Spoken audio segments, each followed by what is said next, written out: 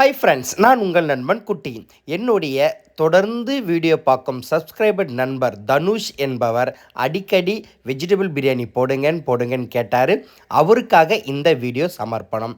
பூண்டு தோலை உரிச்சி எடுத்துக்கங்க, மனமும் கிடைக்கும், சுவையும் கிடைக்கும். வெஜிடபிள் பிரியாணிக்கு முன்னாடியே உருளைக்கிழங்கு, கேரட்டு, பீன்ஸு, காலிஃப்ளவர் இதெல்லாம் நல்லா வெட்டி அலசி எடுத்து வச்சுக்கோங்க. இந்த மாதிரி இது வெட்டுற பக்குவம், இதோடைய பதம் எல்லாம் நல்லா தெரியணும்னா என் சேனலில் நிறைய வெஜிடபிள் பிரியாணி வீடியோ போட்டிருக்கேன், போய் பாருங்கள், உங்களுக்கு புரியும். இப்போது 30 கிலோ 24 கேரட் அரிசியில் செய்ய போகிறோம். 50 கிலோ வட்டா எடுத்துக்கிட்டேன், 6 லிட்டர் எண்ணெய் ஊற்றிட்டேன், அரை கிலோ டால்டா சேர்த்துக்கிறேன். வெஜிடபிள் பிரியாணியில் டால்டா சேர்த்திங்கன்னா சாப்பாடு ட்ரை ஆகாமல் நமக்கு சாப்பிட கொஞ்சம் சாஃப்ட்னஸ் கிடைக்கும். அதனால் இது ஏன்றதும் விளக்கம் நான் கடைசியில் சொல்கிறேன்.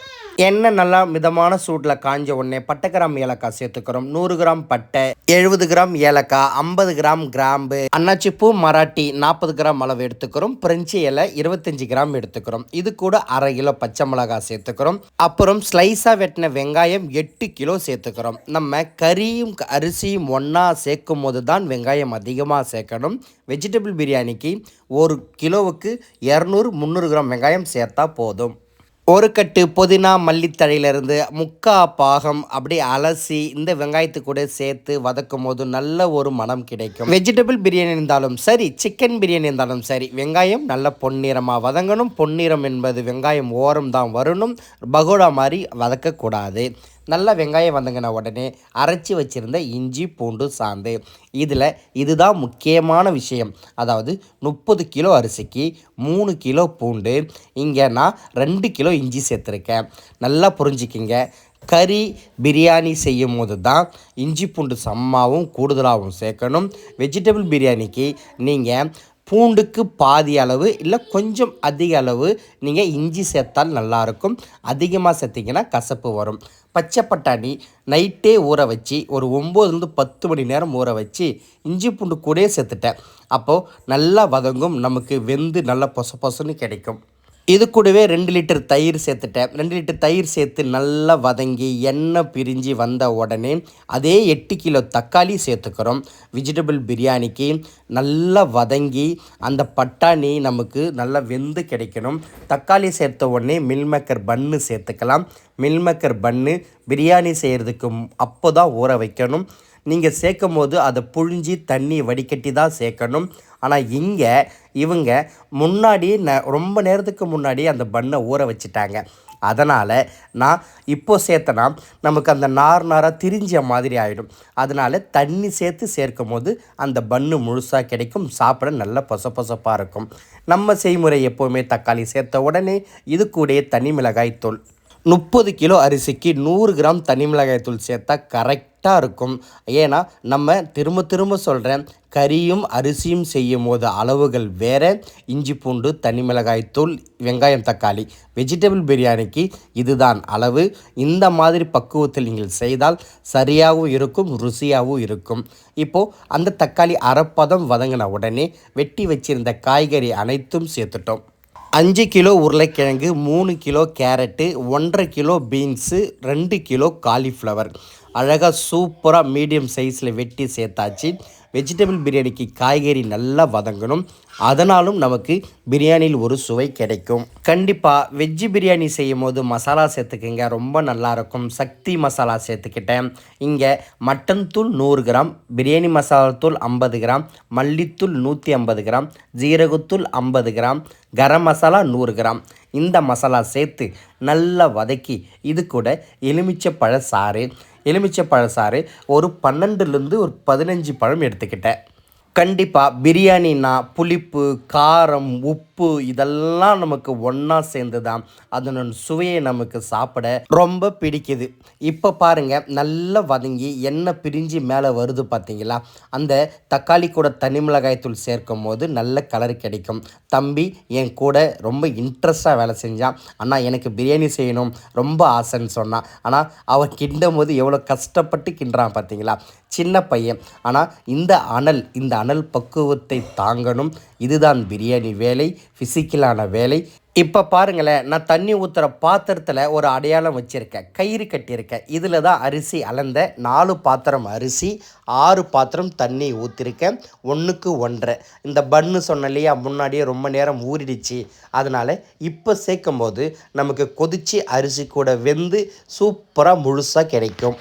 பட்டாணி எவ்வளோ நேரம் ஊற வைக்கணும், எப்படி ஊற வைக்கணும், பன்னு எவ்வளோ நேரம் ஊற வைக்கணும், பன்னு ஊற வச்சு அந்த தண்ணியை புழிஞ்சு தான் சேர்த்துக்கணும். இதெல்லாம் நிறையா என் சேனலில் 1 கோடி தந்தாலும் இந்த மாதிரி சொல்லித்தர மாட்டாங்கன்னு சொல்லி ஒரு வீடியோ போட்டிருக்கேன். நண்பா தனுஷ், அந்த வீடியோ பாருங்கள். கண்டிப்பாக அந்த ஒரு வீடியோவை உங்களுக்கு வாழ்நாள் முழுவதும் இன்னொரு வீடியோ பார்க்காத அளவுக்கு நான் எக்ஸ்பிளைனோட நல்ல ஒரு விளக்கத்தோடு உங்களுக்கு சொல்லி கொடுத்துருக்கேன். கண்டிப்பாக அந்த வீடியோ பாருங்கள்.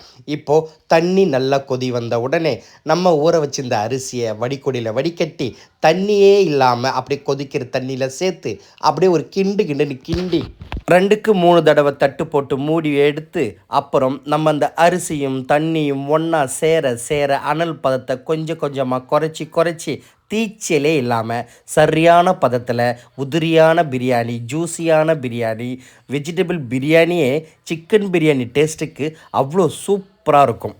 இந்த பிரியாணி ஒரு கோவிலில் அன்னதானத்துக்காக செய்ய சொன்னாங்க. அங்கே ரொம்ப டைம் ஆகிடுச்சு, இருந்தாலும் அவங்களுக்காக நான் சீக்கிரமாக செஞ்சு கொடுத்தேன். வளர்ந்து வரும் மாஸ்டர், நீங்கள் சரியான அளவை பார்ப்பீங்க, வீடியோ பார்ப்பீங்க, அந்த மாதிரி செஞ்சு கடைசியில் தீச்சல் விட்டிங்கன்னா நம்ம பார்த்து கஷ்டப்பட்டு செஞ்சது அது நமக்கு ஃபெயிலியர் மாதிரி தான். அதனால் கடைசியாக இந்த மாதிரி அனல் பதத்தை நல்லா குறைச்சி பொறுமையாக நிதானமாக தம் போடுங்க. புதினா மல்லித்தழை தூவுங்க. கண்டிப்பாக இந்த மாதிரி தம் போடும்போது வாழை இலை போடுங்க. அப்போ தான் சாதம் உங்களுக்கு அந்த நீரே இல்லாமல் ட்ரையாக சூப்பராக உதிரியாக கிடைக்கும். இது நம்ம ஸ்டைல். நம்ம கடைசியில் தம் போடும்போது ஒரு சின்ன பேஷனை வச்சு அதில் நெய்யை ஊற்றி அது கூட நம்ம அந்த முந்திரி பருப்பை சேர்த்து அப்படியே தட்டு போட்டு மூடி கந்தள்ளி மேலே தம்மு போட்டால் அந்த நெய் ஹீட்டாகி அப்படியே ஒரு ஃபோம் அப்படியே ஃபுல்லாக பரவும். அது மட்டும் இல்லாமல் அந்த முந்திரி பருப்பு அந்த நெய் கூட பொரியும் போது ஒரு வாசனை ரொம்ப நல்லாயிருக்கும். நீங்கள் முந்திரி பருப்பை இந்த மாதிரி நெய்யில் பொரித்து தூவி பிரியாணி கூட சாப்பிடும்போது அப்படியே மொறுமொறுப்பாக இருக்கும். இப்போது பாருங்களேன், அந்த கந்த அள்ளி போடும்போது தட்டில் இடிச்சிச்சு பார்த்தீங்களா, அதனால் கொஞ்சமாக அள்ளி நீங்கள் மேலே அள்ளி போடணும். நல்ல வலுவுள்ள நண்பராக அள்ளி போடணும். சின்ன பசங்களை போட சொன்னால் இடித்து அந்த கந்து பிரியாணி உள்ளே போய் கொட்டிக்கும். இந்த தவறெல்லாம் நடந்திருக்கு. நான் செய்யும் போது ஆரம்ப காலகட்டத்தில் நடந்திருக்கு. இதை தான் உங்களுக்கு ஒரு எடுத்துக்காட்டாக சொல்ல வந்திருக்கேன். இப்போ பாருங்களேன், அப்படியே அந்த தம்மை பிரித்து அந்த நெய் கிட்ட கேமரா எடுத்துகிட்டு போய் காமிக்கிறேன். அந்த நெய் நல்லா ஹீட் ஆகி அந்த முந்திரி பருப்பு அதில் பொன்னிறமாக பொரிஞ்சிருக்கும் பாருங்கள். அந்த பிரியாணி கூட அள்ளி சாப்பிடும்போது கிறிஸ்பியாக நல்ல மொறுமொறுப்பாக சாப்பிட சூப்பராக இருக்கும். அது மட்டும் இல்லாமல் இந்த பிரியாணியில் அந்த முந்திரியும் நெய்யுடைய வாசனை நமக்கு சாப்பிடும்போது நல்லா சூப்பராக தெரியும். அப்படியே இந்த நெய்யும் முந்திரி எடுத்து நல்லா குலுக்கி பிரியாணி ஃபுல்லாக ஊற்றி அப்படியே தம்மை உடைக்கிறேன். அப்படியே பொலன்னு உதிரியாக கொட்டுதுங்க. என் வீடியோவை புதுசாக பார்க்கும் வியூவர்ஸ், நீங்கள் என் சேனல் உள்ளே போயிட்டு நிறைய biryani video, veg video, sambar, rasam, poriyal நிறைய தெளிவாக சூப்பராக விளக்கமாக உங்களுக்காக சொல்லி கொடுத்துட்ருக்கேன். நான் உங்கள் நண்பன் குட்டி. கண்டிப்பாக என் வீடியோ பார்த்து எனக்கு ஆதரவு தெரிவிங்க. இப்போ பாருங்கள், அந்த சாதத்தை அள்ளி காமிக்கிறேன் பார்த்தீங்களா, எவ்வளோ ஒரு சூப்பராக அப்படியே நமக்கு ஜூஸியாகவும் இருக்குது, உதிரியாகவும் இருக்குது, சாப்பிட ரொம்ப நல்லா இருந்துச்சுன்னு சொன்னாங்க. அது மட்டும் இல்லாமல் இந்த 24 கேரட் அரிசியில் செய்யும் போது நீங்கள் வளர்ந்து வரும் மாஸ்டர் பயப்படவே தேவையில்லை, உங்களுடைய நம்பிக்கைன்னு சொல்லலாம்.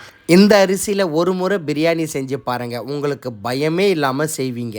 அடுத்தது 3/4 கிலோ அரிசியில் பீஃப் பிரியாணி, புழுங்கல் அரிசியில் கேஸ் குக்கரில் அப்படியே அந்த தீச்சிலே இல்லாமல் ஒரே மாதிரியாக மசாலாவில் உதிரியான பிரியாணி, ஜூஸியான பிரியாணி விரைவில் வீடியோ வருகிறது.